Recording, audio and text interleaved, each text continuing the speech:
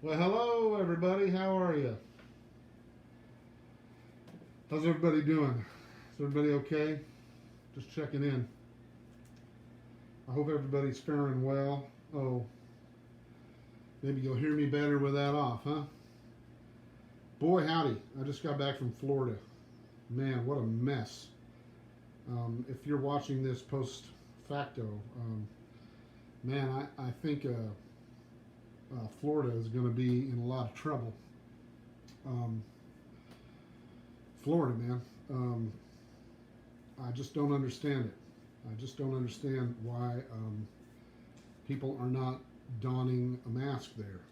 Um, I understand individual liberties and I understand individual rights, but those individual liberties and individual rights and those libertarian individual rights end when they impede upon somebody else's individual rights. And this is a public health issue.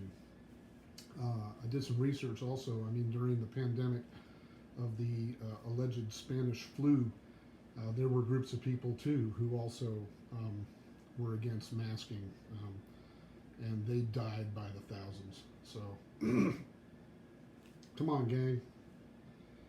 So, boy, have we got some questions. Holy cow! You look at these. These questions, man. Like, people are asking smart questions. I think I've got time to go through them. Will you look at these? Look at these questions. I have smart friends. They got smart questions. So let's dive right in. I put up a graphic about this week that had a picture of Stone Mountain, Georgia, where there are, it's a huge tribute to, I believe, General Lee and other members of the Stonewall Jackson and other members of the traitorous and treasonous Confederacy. Just a huge, it's almost like I think it can be best described as a Mount Rushmore for traitors. And why is it there? Someone asked. And it was put there to emphasize the fact that the Confederacy was never defeated and that the Civil War continues to this day.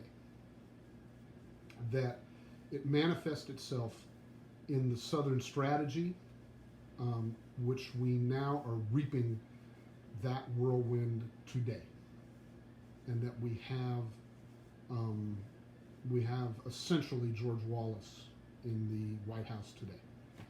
And that, or Andrew Jackson, we have basically that, and that until the American people make the decision that they wish to conclude the Civil War in a civil manner and not by force of arms, and by doing so at the ballot box, we will have not concluded that conflict. And part of concluding that conflict is complete erasure of any tribute to these traitorous and treasonous people who, in my opinion, should have been dealt with in the strictest and strongest terms originally, and then we would not have the issues that we have today. I feel very strongly about that. So why is there a tribute to traitors at Stone Mountain? That is because the Civil War has not concluded. That's the answer to that. So, moving right along. A similar question comes to us from my friend Adam. It's a deep one. These questions are deep today, so strap in. I apologize about my voice. I've got a little something in my chest. Coming back from Florida, I don't feel so good about that. The question is, what is the way forward for white players of the blues? He says, this world has had too many years of white guys from New York who do things like write books of tab of Sun House recordings, steering the narrative. And now there is a thriving scene of young black players we're taking back to its spiritual home. He says, personally, if I was a blues player in any serious way, I would just give it up. That's a very interesting and deep question. It speaks to culture, and it also speaks to intention. Personally, I don't really recognize the phrase the blues. The blues is a 12-bar form. It's just a form. It's not a genre. These genres have been placed by means of the outside of the culture. You play someone a blues. You can give somebody the blues. The idea of a blues artist or that there's a blues. It has everything to do with an outside of that culture. It doesn't have anything to do with the inside of the culture. So if you are, in my lifetime, I've just heard a lot of Caucasian people and European people searching desperately for examples of fellow Europeans playing quote-unquote blues music to justify their presence in black cultural music. And you'll find plenty, because I went back to what I said, the blues is a 12-bar form. Musicians love different forms, so you can find even Hispanic musicians. You can find recordings in the 20s and 30s of Hispanic musicians playing blues music. You can find plenty of great Sam McGee. The great Sam McGee is a great example of a great singer who sang wonderfully, mimicking African American culture. And we can go on and on for days about this, but I do want to use this opportunity to point out people like Jontavius, I'm saying his name wrong, Jontavius Willis, and Blind Boy Paxton. Jerron Paxton is his real name. He was saddled with the name Blind Boy because he's somewhat visually impaired.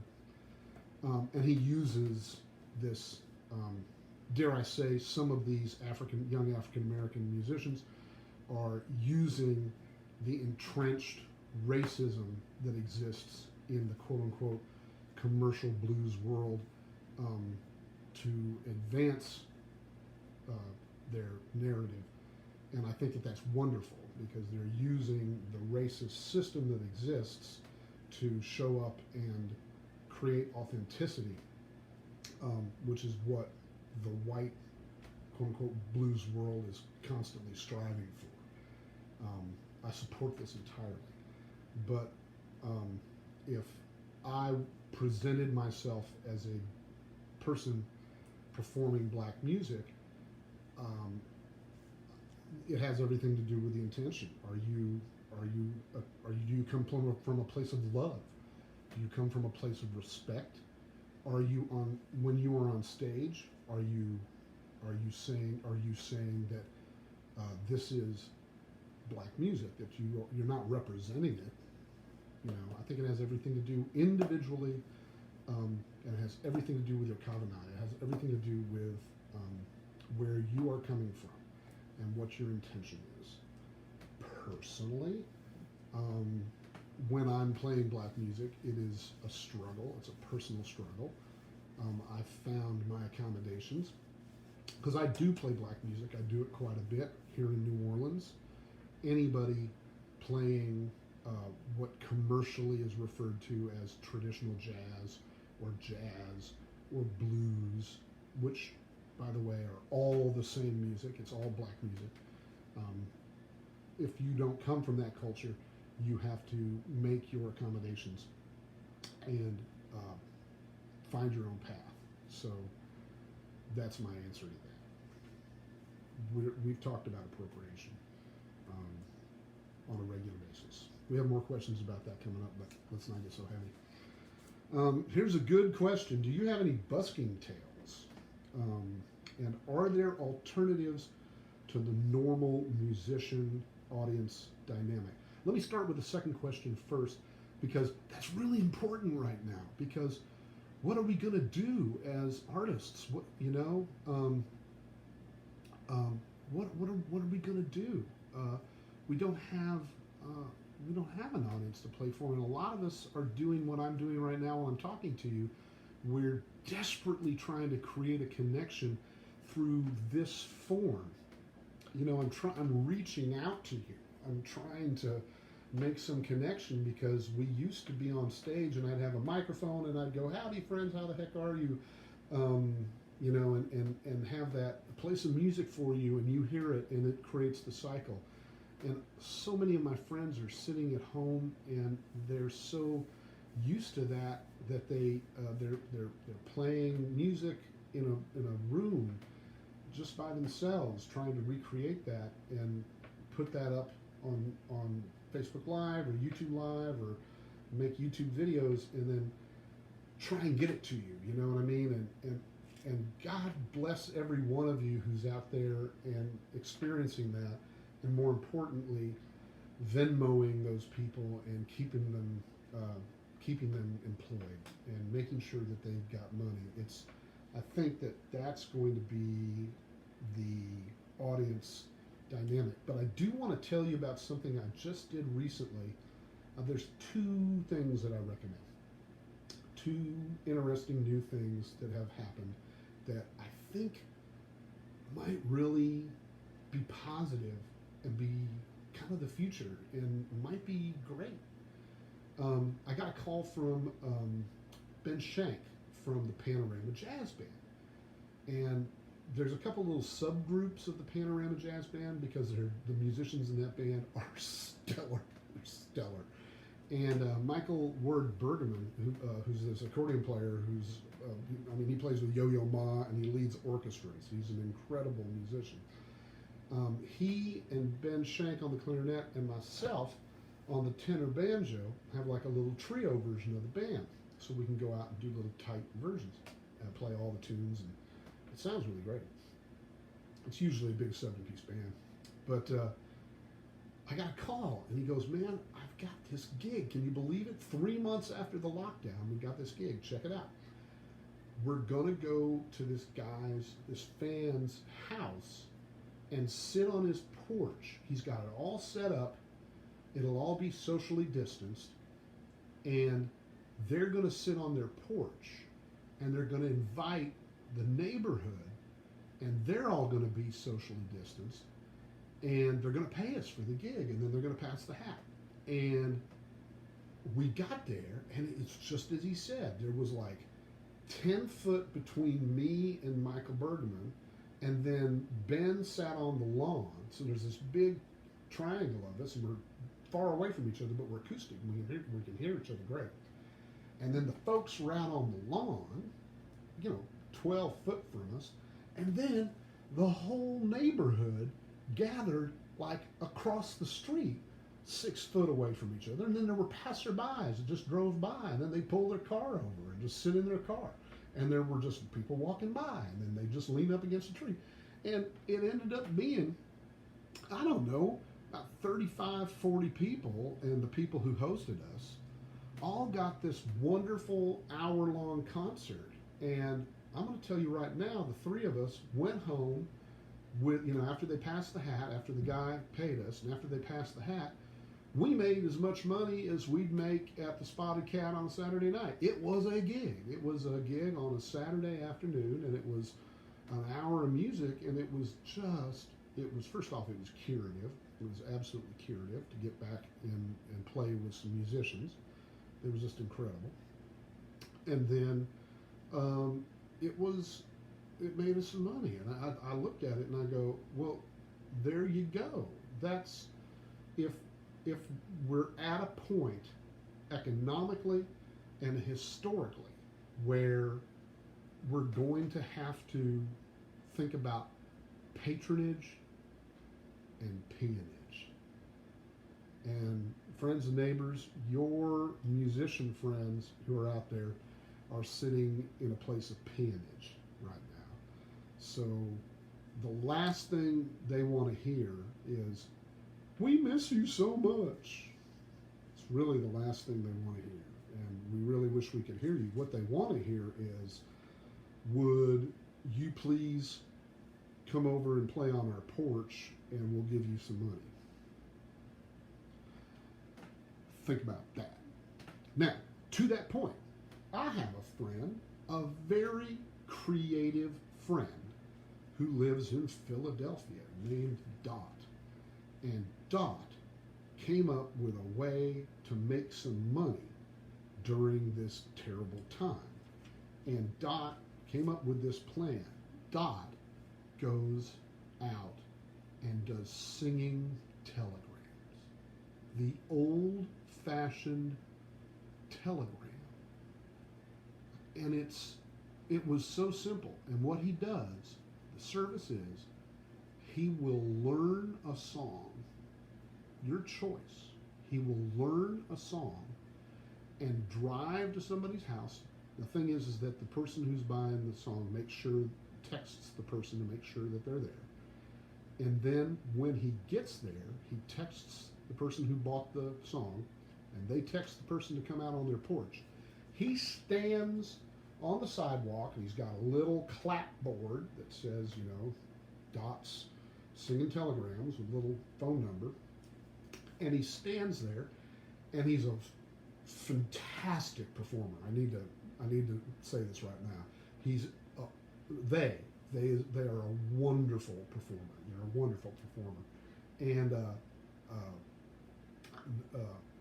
they lay it down like nobody's business. And they learn new songs all the time. It's not like they use their own repertoire. They go and learn new repertoire for this every time, and so they're learning new tunes every time. And they perform them real well. And I don't know what they make, but it's decent money. And they now make more money doing this gig than they made before. And in fact, if I'm not mistaken, they're looking for an office manager to take care of the business. And I think that they're going to hire another hand to go out and do this. So it's Dot's. Look it up. There have been, they've been featured now, I think like 3 or 4 times on local news. So first off, it was word of mouth, and then it was local news, and it helps that they're an amazing performer, number one. They're very, very talented.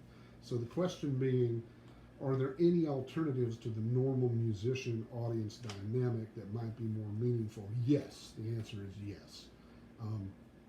These porch concerts, properly distanced porch concerts, and the singing telegram. Musicians, chew on those two. And patrons, chew on those two. I think those are going to be essential and meaningful, I think. So that's the answer to your question. The first question is, do I have any good busking tales? Well, like all acoustic musicians, the busking, and if you don't know what the word busking is, and some people won't, busking is the means playing in the street for money. It's a humble craft. It's also what I believe is the purest form of capitalism, because you're providing a service, and then complete passers-by value your service or not, and then they will let you know if they like it or not, and then they will value it by putting money into your tip jar. It's something that's happened here in New Orleans for 400 years or so. I do not want to get into the racial dynamics of the change that has occurred here since Katrina. That's a big can of worms, and the person who asked me the question realized after they asked that question about that. It's one of the reasons why I personally do not busk here. Long story. However, the tradition is deep and rich. It's some musicians I know, that's all they do. They make their living this way. They travel, but once again, you have to be really, really good. It's like I say, the purest form of capitalism. If you're really, really good, then people will give you money. Now, the person who asked the question also pointed out that the guitar, which he plays, usually dies in the street, and that the instruments that reign in these cases are usually accordions and violins and brass instruments. So there's that. Do I have any interesting stories? Yeah. I got to tell you, there was a busker that I saw in Georgetown. We were playing a gig. Bad Livers were playing a gig at the 930 Club. And we heard about a Persian restaurant in Georgetown. Boy, we like to eat. So we went down to there to get to the Persian restaurant in Georgetown, and we saw this dude, this funky old dude, and he looked very much like a homeless person. That's a value judgment, but he had this big pickle bucket sitting out in front of him, and he had a 12-string guitar strung like a 6-string. And for a pick, he had a plastic comb. No, pardon me. He had a plastic fork, one of those, just a white plastic fork. And what he had done is he'd broken all the tangs off except the center one, and they just kind of held it in his hand and went boing, boing, boing, boing like that. And then he had a kazoo. So he had a kazoo and this Yamaha 12-string strung like a 6. And he didn't have a pick. He just held the fork in his hand and went boing, boing, boing, boing like this. And all he did was play the circle of fifths, which is a ragtime setup, right? So it's G, da, da, E, da, da, A, da, da, da, da, da, da, da, da, G, and a G, diddly, G, diddly, G, diddly, diddly, diddly, diddly, diddly, diddly, diddly, G, diddly, diddly, diddly, G. That's it. And then he would go on. He would take his. He would be on his. He did it over and over again, and he did it as we went into the restaurant, as we went out. And we watched this guy, and he had a kazoo in his mouth, and he would go right. It was amazing. But what he would do is with the kazoo, he would musically comment on people as they went by. It was the darndest thing we ever saw. Like if like a real stiff looking guy came by, he would go like a businessman or something. But if it was like a pretty girl or something like that, he was going. It was hilarious. And we gave that guy $20, man. It was one of the most entertaining busking experiences I've ever seen. So Bad Livers did have to busk several times to make ends meet. When we first started out, we'd go into a town and go out and play. Another good busking story is when I was touring around. I spent a little bit of time traveling in Texas with a group from Romania called the Tara de Haidouks, who are a wonderful Romani band from central Romania, from a town called Cleiani. And man, they are gangster hustlers, man. They were hustlers. And what they would do is they would take a board tape off they'd take a board cassette tape off of the gig from the night before, go to their hotel room, and I helped find them a double cassette burner. This is like 1991. This is a long time ago. I'd find them like a double cassette thing, and then they'd stay up all night, and they would dub last night's show. Like they would dub the Dallas show when they were in Austin, and they would just dub these tapes and make cassette tapes, and then at the end of their Austin show, they would come out front. I'm not making this up. At the end of the gig, they would come out front and start busking again. But they wouldn't take any tips. What they would do is they would have one of the guys in the band out front selling the board tapes for $5. Now, their manager was in the foyer selling their CDs. But they were trying to circumvent their manager and get the cash directly. So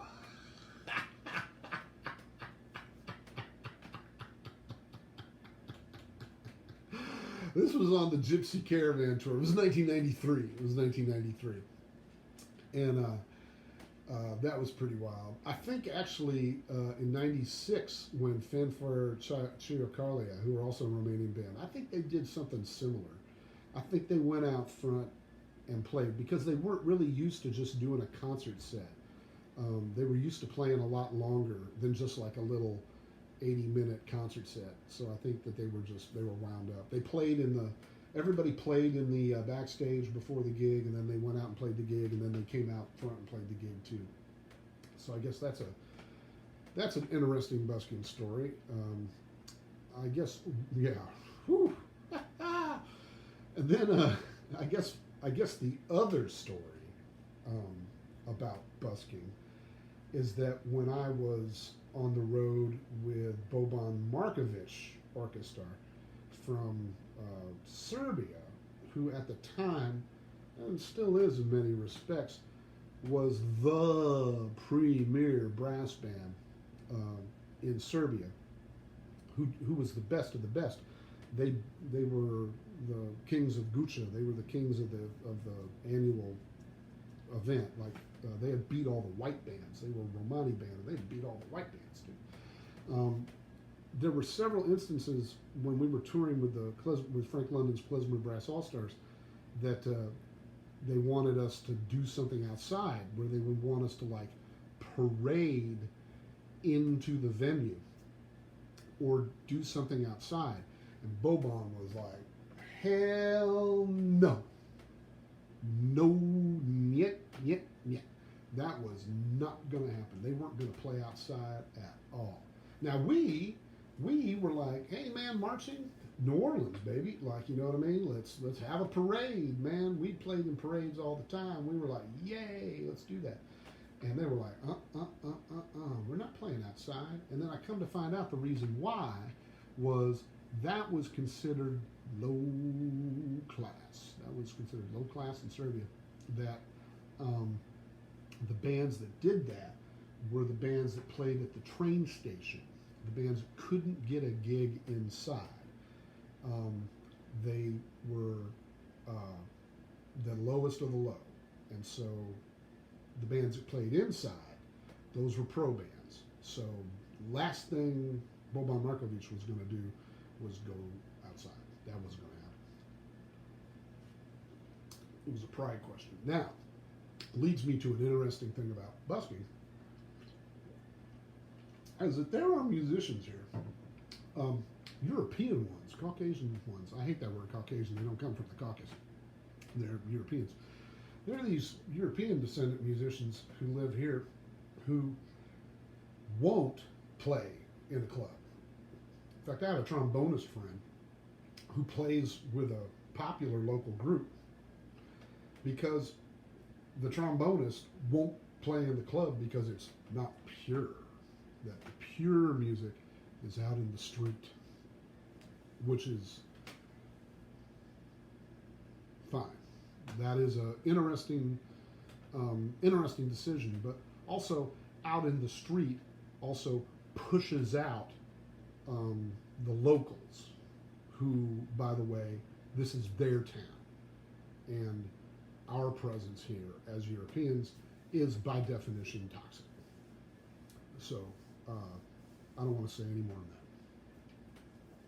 that. Moving right along. Like I said, man, I got some great questions here. Great questions. This is a good one. I love having questions like this. This is from an old friend named Dylan, and really like this question.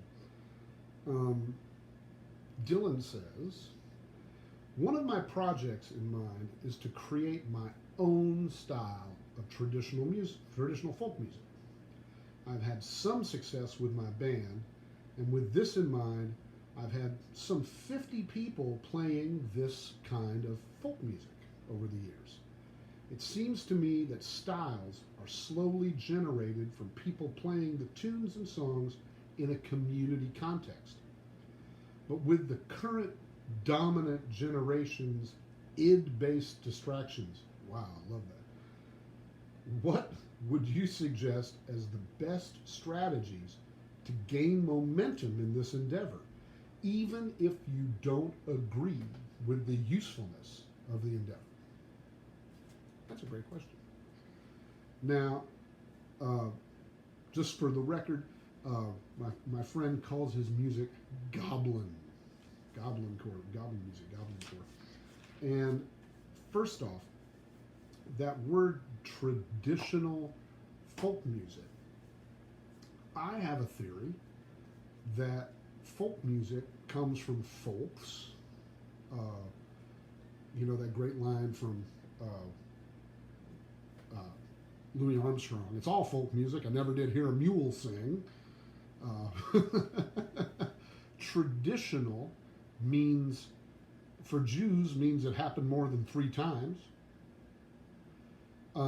Right? So, tradition. So, you've got 50 people playing it over a period of time. Sounds like a tradition to me. There's a community of people who have played it. Right? So, there's a folk. So, you have a folk, you have a community.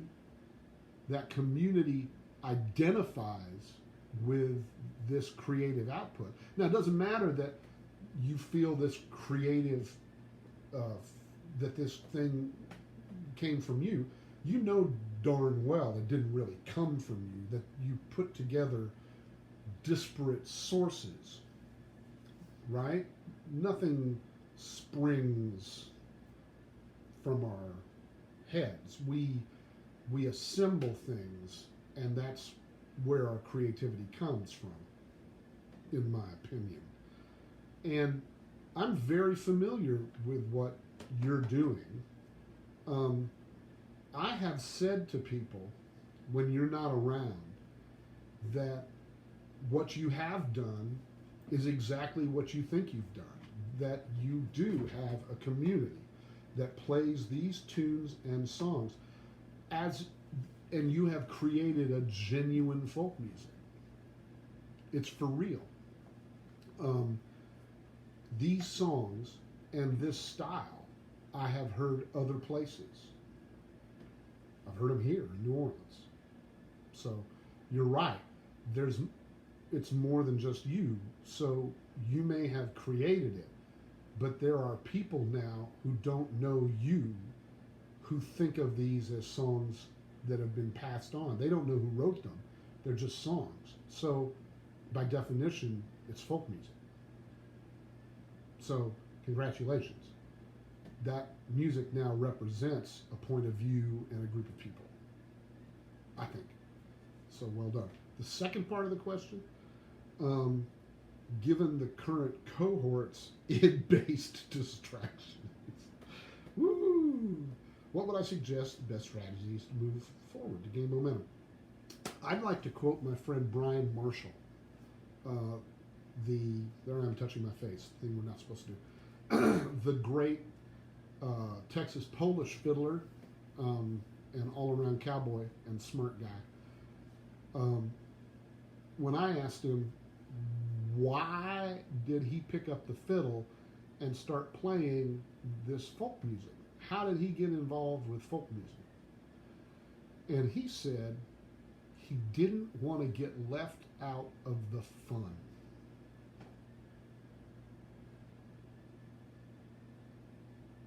So it's real simple. If you get around like-minded people who see what you're up to, and they realize that they too are like-minded to your community, right? They share your values, they share your cuisine, they share your customs, they share your fashion, they share your dances, all the things that make a culture. Or they see them and they think it's fun, they think it's cool. You know what I mean? I mean, you've created something. And so the same way that Bill Monroe came up with this thing all on his own. He made it up out whole cloth out of nothing. And now we have something called bluegrass.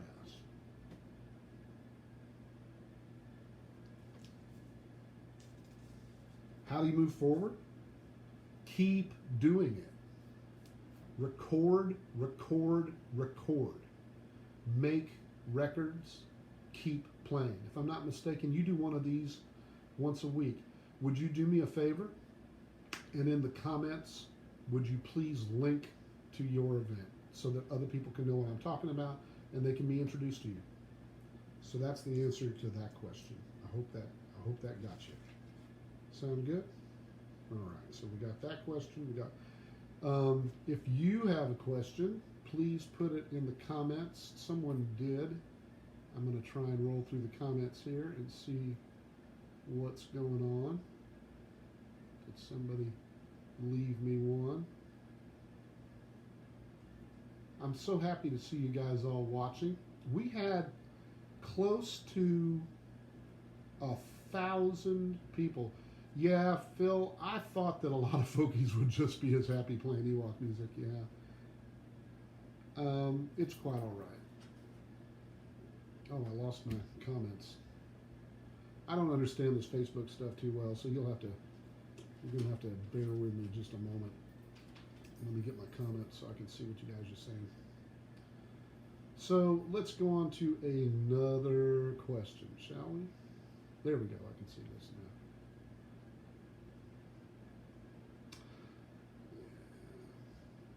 There we go. Now we're better off. I just want to thank everybody for tuning in and checking this out later. Here we go. And I will require some more questions, friends, because otherwise we're going to have a real short session today. Here we go. Last week we talked a little bit about how friends of mine who are antique dealers and other friends who are vintage guitar dealers are starting to see a trend where the younger cohort, I don't like using these terms like millennial and Gen Z, the younger cohort are not buying that stuff. That they're for whatever reason, they're not really jumping in on having vintage stuff around the house, and that possibly they're not valuing them. By the way, I touch my face a lot, so I'm learning to do this. So, all right, we got to learn new habits. New habits. So he says, last week you talked about younger folks not valuing antiques and vintage instruments like the other generations had before. Do you think this phenomenon parallels the current demonstrations to remove Confederate statues, slave traders, etc.?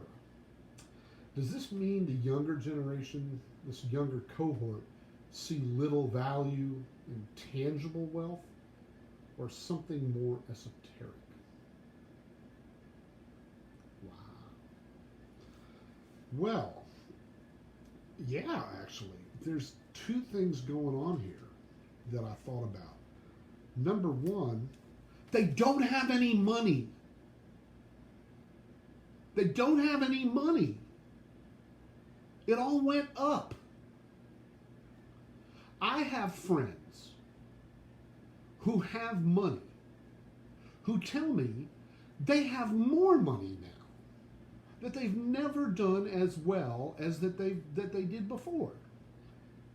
Some of them are ashamed at how much money they have. They go, we're set. I have a friend who retired recently because he says, I have all the money. He's not an old person. He has all the money. He says he could buy everything he wants, and he and his wife, his kid, his school is paid off. Like he tells me he's doing better than he ever has. He talks to his friends. They have second homes. They've got boats. They're doing great. Right? It's been pointed out It's been pointed out by Grace that the only people who buys these old instruments are older amateurs. It's absolutely true. I've sold 4 of my instruments that I would like to have not sold because of my economic situation. I have sold off nearly all of my vintage instruments, and I have sold them at good prices to people who are not professionals, who have the money, who are doing better now than they ever had. Does this mean younger people see little value in tangible wealth? They have no tangible wealth. How can they value it? What do they value? They value travel. They value their friends. They value experiences. It's all they've got. For Christ's sakes. Something more esoteric. Why are they tearing down this stuff? Because the older people won't do it. People my age have let them down. Let them down. Come on. Oh, let's have a talk about this. Let's not hurt anybody's feelings. Let's honor. Let's not be so rash. BS. Give me a sledgehammer. They're done with us. They're done with us. Yeah, Grace says it's not that you don't want them. It's because the grassers and old time people. Yeah. You know, come on. These people, like, time is up. The values of this country have changed. And people, I'm going to be 54 next month. I'm going to get 54. And anybody with any sense older than me is just ashamed of themselves. They're ashamed of the way that they have left this country, and they're ashamed of what the country has become now, because they see their culpability in it. And me, I can't believe I'm in the position that I am now, doing what I did when I was 14 and 15. When I was 17, I was a precinct captain for the John Anderson for President campaign. That's how far down, I fought against the Black Fox nuclear plant in Oklahoma. I think it was in Sallisaw when I was 15. And by the way, we got it. It wasn't built. You know what I mean? So I've been doing this a long time, and I can't believe I'm doing it still. So I'm sorry. It's a drag. Can I tell you? What? I'm proud of these people. I'm proud that they don't. It's not that they don't want nice things. They just, all the money went up. It just went up. And we're just going to have to wait for those people to die. Waiting for them to die. So that we can take the monuments down and not have to smash them down. Because if you see these things being pulled down, you need to wake up and realize that the vast majority of these younger people have a new set of values, and they don't value traitors, they don't value slavers, they don't value imperialism, they do not value colonialism, they do not value these things, they do not agree with manifest destiny, they do not agree with these things. They want to create healing, they want to create a different environment, they want to adjust how they approach the land, they want to adjust all of these things, and they're sick and tired of waiting on people like me. They just want us to get out of the way. Sorry. I hope that answered your question. Okay. Back to the heavy stuff. Grace, you ready? I've always been interested in cultural appropriation. I'm currently in the process of converting into another culture. But where do I stand and how do I not step on any toes? I worry about the cultural equivalent of TERFs. Do you know what those are?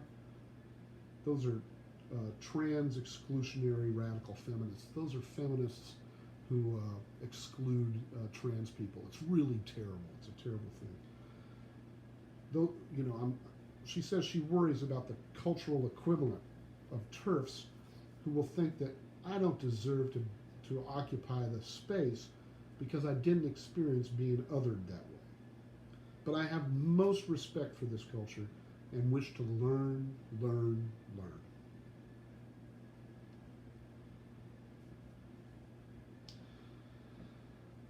Well, there's a great saying, and it says, there is no greater zealot than a convert.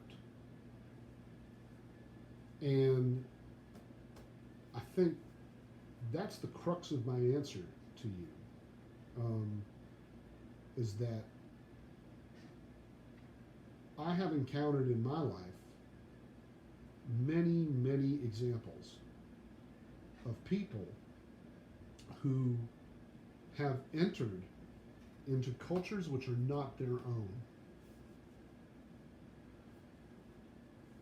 And they have taken them on. And by the way, my friend Aaron Jonah Lewis just asked me to pick up a book. I think it's called Sand Tales. I've gotten about 12 pages into it. It's about indigenous thought. And I've gotten about 12 pages into it. And I strongly recommend you pick it up because it talks a little bit about this. And I'm going to be real careful.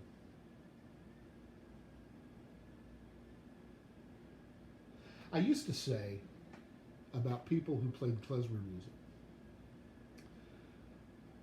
yeah. Sand Talk it's called. Thank you, Grace. The name of the book is called Sand Talk. The ebook version, the Kindle version is very cheap, by the way, so look it up. When I was a younger person and was a lot meaner, I used to say to people who played Jewish music, who weren't Jewish, I used to say, yeah, that's all fine and well, but are you going to get on the cattle car with us? It's all fun you playing with us and everything, but are you gonna get into the chambers with us? Am I going to see you in the oven? And that's really harsh. That's a really, really harsh thing to say, but that's like a TERF. That's an exclusionary thing to say, and it's wrong. It's wrong. In the Jewish community, there's a guy who is one of the greatest of our musicians, whose first name is Christian Dowd.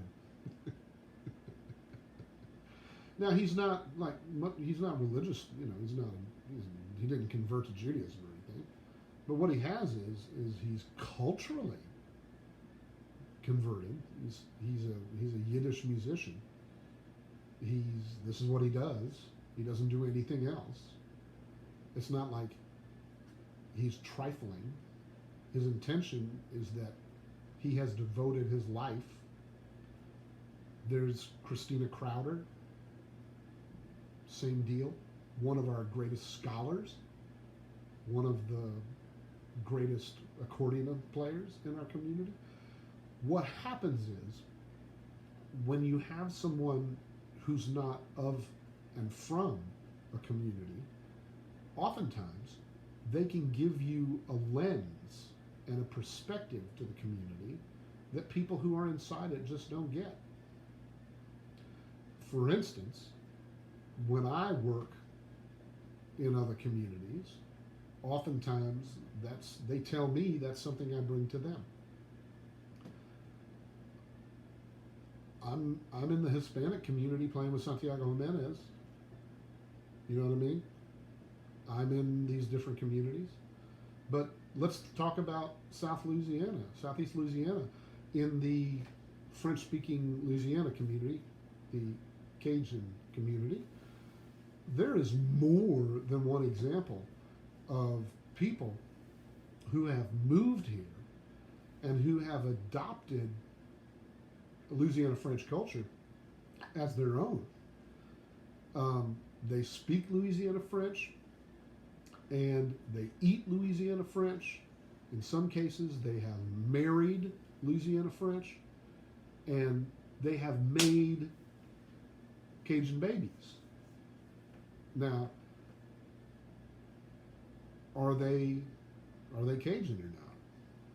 Well, yeah, they are. In fact, they're considered some of the most respected members of the community. I think that has a lot to do with the culture that they're entering to. Lots of cultures are, some cultures are very exclusionary, and some cultures aren't. But I think it has everything to do with your intention. And once again, there's no greater zealot than a convert. And if you want to learn. I mean, David Greeley put out a book on how to sing in proper Cajun French.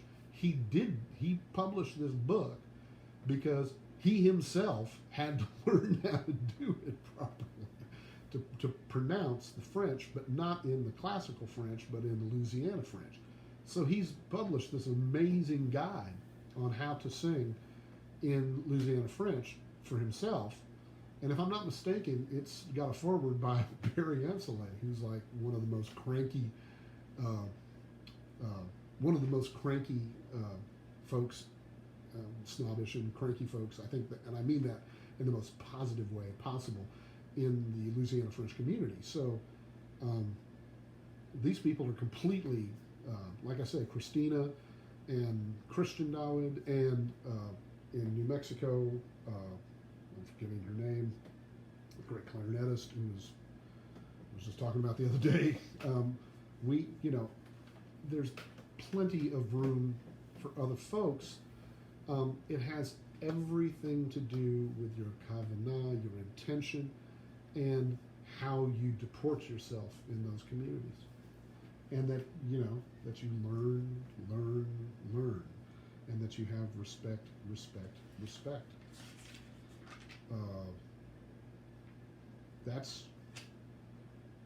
That's it. Oh, and you had another question, which I think is really tough. It's a really tough one.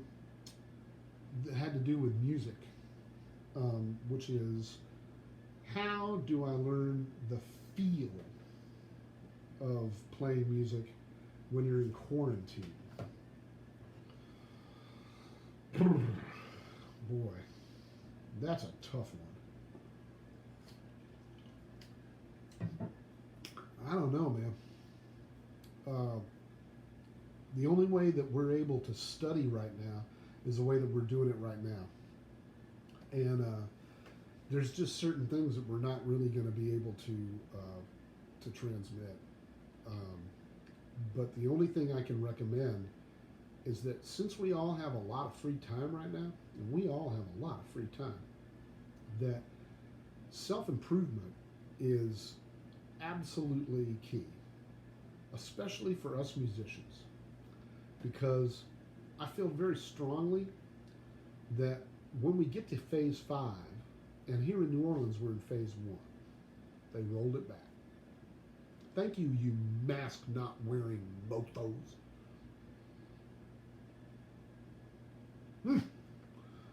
We're back to 1.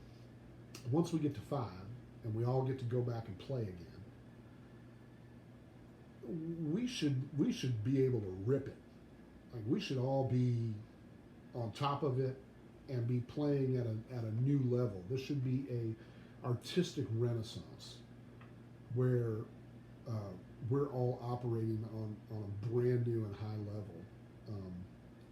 I think those of us who stayed musicians, who didn't go out and leave it and go to day jobs, and I feel very strongly that as much as we can do this with teachers, we should.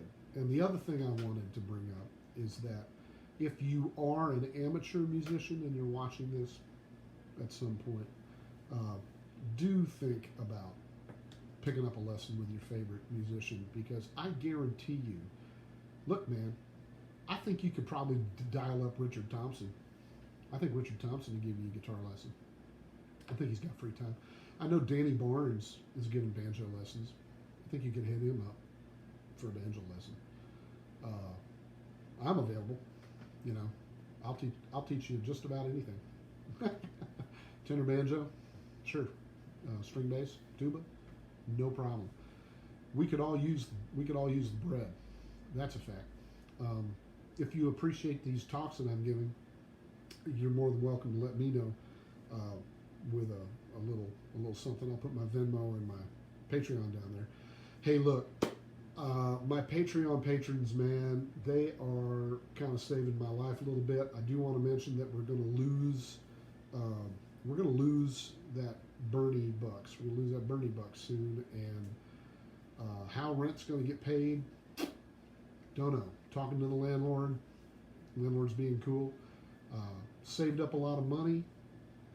From that money, I think I'll be cool, but I sold off all my extra instruments, you know. So it's going to be interesting, friends. What the future holds, we don't know. But the truth is that you just need to be safe. You need to keep your distance. You need to be safe. I want to go back. If you are a musician, I want to go back to what I said. Think about these porch concerts. Patrons, people who are music fans, I want to tell you that you can do some real good if you take your favorite musician and you hire them to come and play on your porch or your yard. Think about that. Or the singing telegram idea. It's a great idea.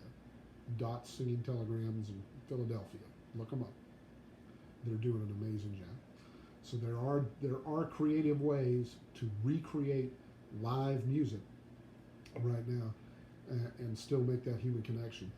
And then also, you know, when you do see someone giving a live performance, man, check them out. Like, I even tip, even when I pass by somebody on Facebook, if it's someone I know, I Venmo them a couple bucks, because a couple bucks and a couple bucks there and a couple bucks there makes all the difference in the world, friends and neighbors. So we're coming up. I don't see any more questions. Does anybody have any last questions?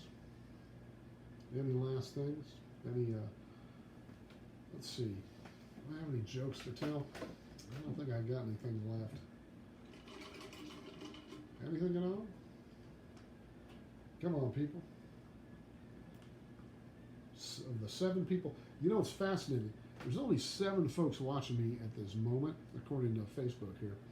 But last week's office hours, as of right now, has about 990 views. So I know a lot of people watch afterwards. Oh, almost forgot. This Saturday, July 11th, this Saturday, July 11th, at 2 p.m. Central Time, 11 a.m. Pacific Time, there's going to be a very fun interview and lecture demonstration with your old buddy Mark on the string bass. We're gonna it's with a fellow named George Stepyovich, who I've known for years. He's a wonderful musician. He's doing a series of interviews on people who play the slap bass. I don't know if you're familiar with that technique, but it's a thing I do.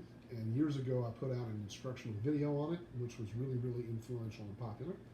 So what we're going to do is we're going to talk a little bit. I'm going to have my string bass. We're going to play some unreleased recordings, some music that has never been released, and I'm going to show my bass technique that I used when I played them. And so it should be fun. and that's going to be this Saturday. If you're watching this later, in fact, by the way, if you see this months later, the it's going to be on YouTube, so it will be archived on YouTube, so anybody can dial it up, and I will put the YouTube link down here so folks can check it out later in case they didn't get a chance to see it now. But it's been an hour, ladies and gentlemen, and everything in between. I need to learn to degender my language. Man, the patriarchy just rolls right out of this tongue. Need to figure this out. Hey, Phil's got a question. Have you seen I'm No Longer Here? Let's see.